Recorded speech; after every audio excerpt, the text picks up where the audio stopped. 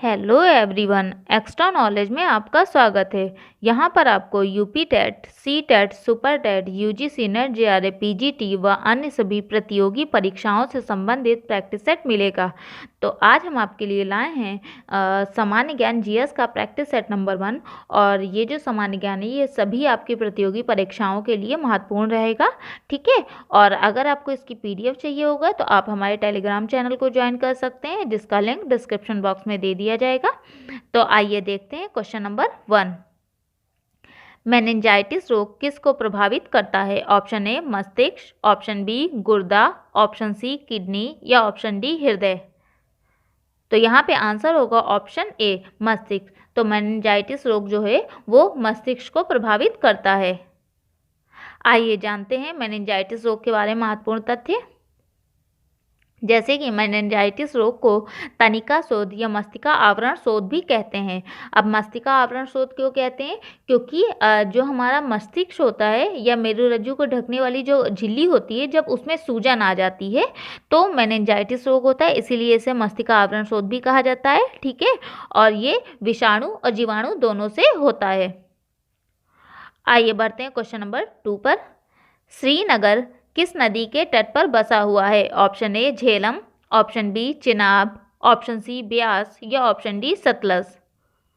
तो यहाँ पे आंसर होगा ऑप्शन ए झेलम। तो श्रीनगर जो कि झेलम नदी के किनारे बसा हुआ है। आइए जानते हैं झेलम नदी के बारे में। झेलम नदी, अगर इसके उद्गम की बात की जाएगी तो ये वेरीनाग से उद्गम होता है। वेरीनाग कहाँ है? ये कश्मीर की घाटी के दक्षिण पूर्वी हिस्से पीर पंजाल में स्थित है। यहाँ से झेलम नदी का उद्गम होता है। प्राचीन समय में झेलम को वितस्ता बोलते थे तथा यूनानी लोग झेलम नदी को हाइडिस्पीस कहते थे। तथा पंजाब में अगर बात की जाए झेलम को क्या बोलते हैं तो बिहट या बिहट कहते हैं, और कश्मीर में इसे वेथ बोलते हैं। तथा अगर बात की जाए झेलम नदी किस देश से होकर प्रवाहित होती है तो भारत और पाकिस्तान। तथा झेलम नदी की सहायक नदी किशनगंगा नदी है। आइए बढ़ते हैं क्वेश्चन नंबर 3 पर। पांड्य राजवंश की राजधानी कहाँ थी? Option A Madura, option B Udaipur, option C Thanjavur या ऑप्शन डी उज्जैनी। तो यहाँ पे आंसर होगा ऑप्शन ए मदुरा। तो पांड्य राजवंश की जो राजधानी थी वो वैगई नदी के किनारे मदुराई शहर पर थी, ठीक है। आइए जानते हैं पांड्य राजवंश के बारे में महत्वपूर्ण तथ्य। जैसे कि पांड्य राजवंश, तो जो ये आपका पांड्य राजवंश था ये प्राचीन में जो संगम युग था, संगम युग साम्राज्य था, उसके अंतर्गत 3 राजवंश थे। एक पांड्य राजवंश था, एक चोल था और तीसरा चेर था। तो यहाँ पे हम बात करेंगे पांड्य राजवंश की। तो पहले इसकी राजधानी की बात की ही जा चुकी है कि वैगई नदी के किनारे मदुराई शहर में थी, ठीक है। और जो पांड्य राजवंश का प्रारंभिक उल्लेख है वो अष्टधाई में भी मिलता है। इसके अतिरिक्त अशोक के अभिलेख, महाभारत और रामायण में भी पांड्य राजवंश के विषय में जानकारी मिलती है। और अगर बात की जाए इसका प्रारंभिक शासन कौन था, शासक कौन था, तो प्रारंभिक इसका जो शासक था वो मुडकुड़वी था, ठीक है। मेगास्थनीज ने इस राजवंश को इंडिका में माबर कहा है। तथा यहाँ क्यों कहा है? क्योंकि यहाँ ये जो पांड्य राजवंश था ये मोती के लिए प्रसिद्ध था, ठीक है, मेगास्थनीज के अनुसार, उनकी जो पुस्तक है उसके अनुसार। और अगर इस राजवंश ने कब तक के भारत पे राज किया तो 560 ईस्वी से लेकर 1300 ईस्वी तक का राज किया था, ठीक है। और अगर इसके विस्तार की बात की जाएगी तो तिरुनेलवेली, रामनाथ और मदुराई जिले तक इसका विस्तार था। आइए बढ़ते हैं क्वेश्चन नंबर 4 की तरफ। भारत में क्षेत्रीय ग्रामीण बैंकों ने किस वर्ष काम शुरू किया था? Option A 1975, option B 1978, option C 1969 या ऑप्शन डी 1981। तो यहाँ पे आंसर होगा ऑप्शन ए 1975 में क्षेत्रीय ग्रामीण बैंकों ने काम करना शुरू किया था। आइए जानते हैं क्षेत्रीय ग्रामीण बैंकों के बारे में। जैसे कि क्षेत्रीय ग्रामीण बैंक, जिसे आरआरबी बोलेंगे, ये जो थी ये नरसिंगम समिति की सिफारिश पर स्थापित की गई थी। कब? 26 सितंबर 1975 को। और इसका जो संचालन है वो भारत सरकार 50%, राज्य सरकार 35% और जो स्पॉन्सर बैंकों के सहयोग से इसका संचालन किया जाता है। और अगर इसके नियंत्रण की बात की जाएगी कि इन बैंकों पे किसका नियंत्रण होता है, तो नाबार्ड बैंकों का नियंत्रण होता है। और इस जो ग्रामीण बैंकें थीं, जो क्षेत्रीय ग्रामीण बैंक, इनका पुनर्पूंजीकरण किस समिति के आधार पर किया गया, तो केसी चक्रवर्ती समिति के आधार पर किया गया। और यहाँ की कुल क्षेत्रीय अगर पूछा जाए वर्तमान में कुल क्षेत्रीय ग्रामीण बैंकों की संख्या कितनी है, तो 45 है। क्वेश्चन नंबर 5, भारतीय राष्ट्रीय एकता परिषद का अध्यक्ष कौन है? ऑप्शन ए प्रधानमंत्री, ऑप्शन बी लोकसभा अध्यक्ष, ऑप्शन सी उपराष्ट्रपति या ऑप्शन डी राष्ट्रपति। तो यहाँ पे आंसर होगा ऑप्शन ए प्रधानमंत्री। तो भारतीय राष्ट्रीय एकता परिषद का अध्यक्ष कौन है? प्रधानमंत्री है। आइए जानते हैं भारतीय राष्ट्रीय एकता परिषद, जिसको इंग्लिश में नेशनल इनॉग्रेशन काउंसिल या NIC बोलते हैं, इसकी कब स्थापना हुई, ठीक है, और इसके बारे में महत्वपूर्ण तथ्य जानते हैं।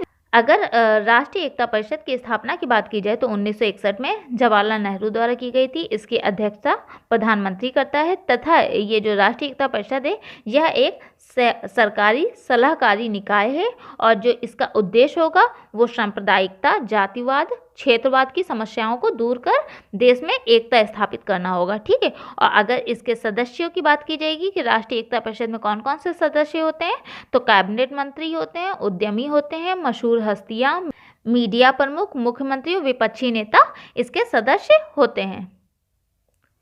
आइए बढ़ते हैं क्वेश्चन नंबर 6 की तरफ। किस राज्य में हुट्टी सोने की खान स्थित है? Option A Karnataka, option B Gujarat, option C Andhra Pradesh या ऑप्शन डी झारखंड। तो यहाँ पे आंसर होगा ऑप्शन ए कर्नाटक। तो कर्नाटक राज्य में हुट्टी अगर नाम जो है वो सोने की खान के लिए प्रसिद्ध है। आइए जानते हैं सोने की खान के लिए अन्य जो राज्य हैं वहाँ पे किस नाम से प्रसिद्ध हैं। जैसे कर्नाटक में हुट्टी या ऊटी नाम जो सोने की खान के लिए प्रसिद्ध है, आंध्र प्रदेश में हीराबुदीन और झारखंड में केंद्रू कोचा, जो कि ये तीनों हुट्टी, हीराबुदीन और केंद्रू कोचा जो है ये सोने की खान के लिए प्रसिद्ध हैं, जो कि केंद्रू कोचा झारखंड में है, हीराबुदीन आंध्र प्रदेश में और हुट्टी या ऊटी कर्नाटक राज्य में स्थित है। आइए बढ़ते हैं क्वेश्चन नंबर 7 की तरफ।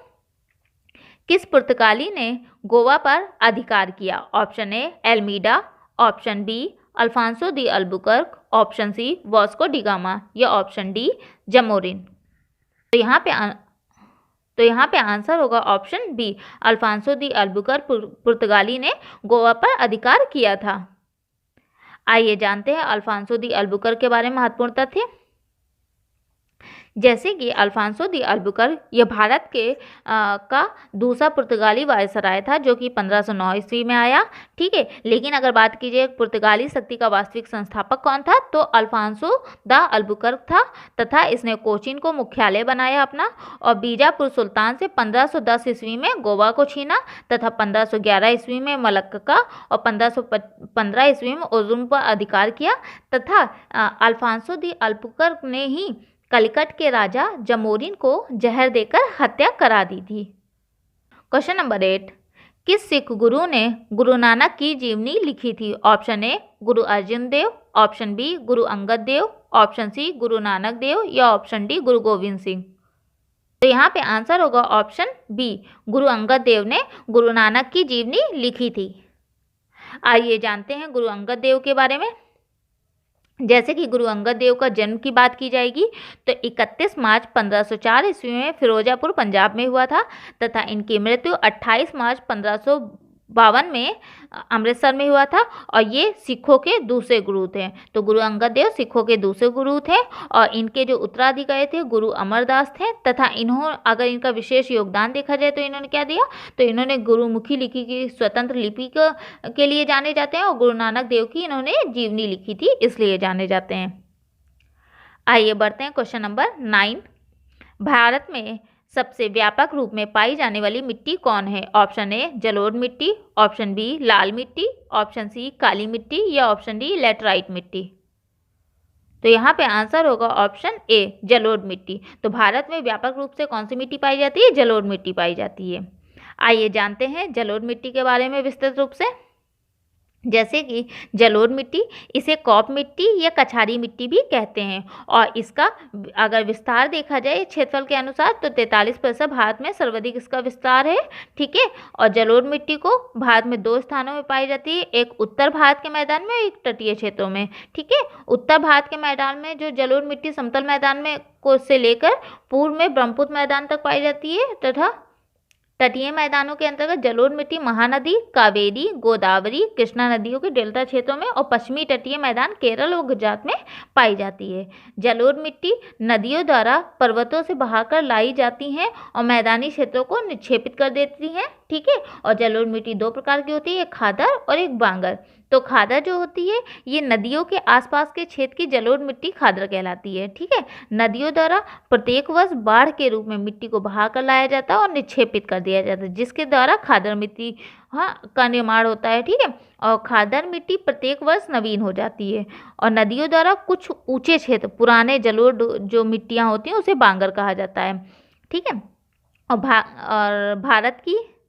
और भारत की मिट्टियों को जलोढ़ मिट्टी सर्वाधिक उपजाऊ मिट्टी होती है। जलोढ़ मिट्टी में भी खादर मिट्टी सर्वाधिक उपजाऊ होती है। जैसे बांगर और खादर में पूछा जाएगा कौन सी जलोढ़ मिट्टी में उपजाऊ होती है, तो खादर होती है। क्यों? क्योंकि बांगर जो होती है वो कैल्शियम कार्बोनेट की ग्रंथियाँ या कंकड़ मिलते हैं, इसलिए बांगर मिट्टी से की तुलना में खादर मिट्टी अधिक उपजाऊ होती है। तथा जलोढ़ मिट्टी में ह्यूमस, नाइट्रोजन और फास्फोरस की कमी पाई जाती है और पोटेशियम तथा चूना प्रचुर मात्रा में पाया जाता है। आइए देखते हैं अब last question number 10। Khetri Rajasthan किसके लिए प्रसिद्ध है? ऑप्शन ए तांबा, ऑप्शन बी सोना, ऑप्शन सी अभ्रक या ऑप्शन डी एल्युमिनियम। तो यहाँ पे आंसर होगा ऑप्शन ए तांबा। तो खेतड़ी जो है वो राजस्थान में स्थित है, जो कि तांबा के लिए प्रसिद्ध है।